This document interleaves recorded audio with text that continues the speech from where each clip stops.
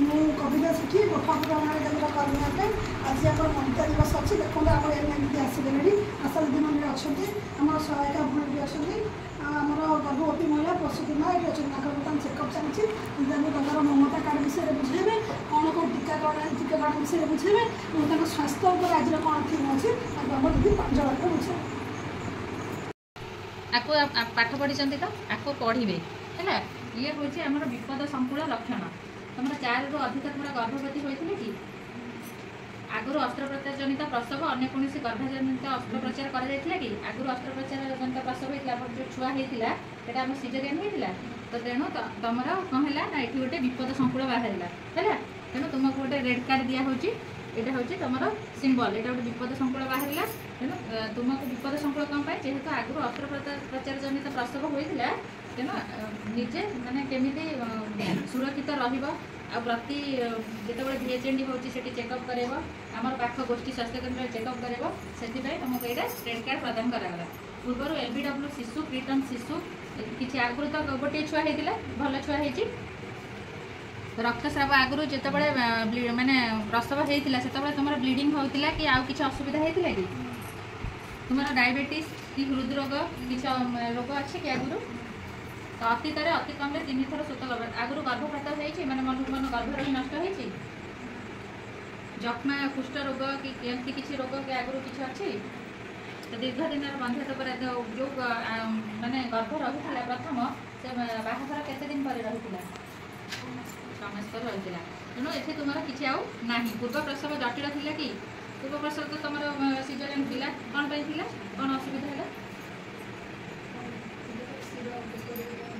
जो आम जो ये अम्बिलिकल कटा बेकार गुड़े हो जाता।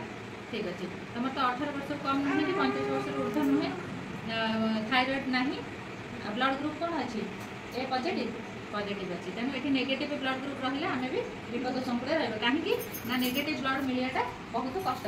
तेणु आम प्रसव पूर्व काले जेहेतु आम गर्भवती समय आम जो हिमोग्लोबिनटा कम बेसी होता है।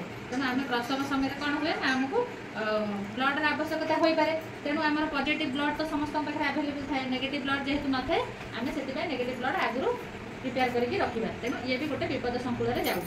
तेणु तुम उच्चता तो 150 सेंटीमीटर अधिक अच्छी तेणु 140 सेंटीमीटर अधिक कम हेल्ले से विपद संकुल वेट भी तुम 50 केजी अधिक अच्छी है। तुम बर्तमान तुम हूँ किसी माने ब्लड प्रेशर आम 140/90 रही से हूँ हाई रिस्क जीव। तेणु तुम बर्तमान नॉर्मल अच्छी है। मलेरिया भी ना मलेरिया तुम जो टेस्ट है भी तुम मलेरिया ना गोटे सिंगल गार आसूचे जो आम गोटे डबल गार आसो तेणु आम मलेरिया अच्छी बोली आम कहवा है।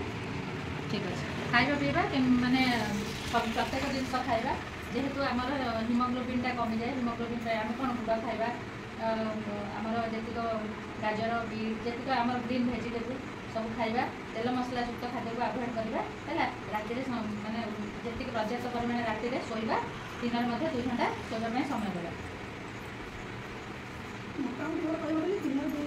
आयरन कैल्शियम 3 मास पूरा आम आयरन कैल्शियम स्टार्ट करवा है।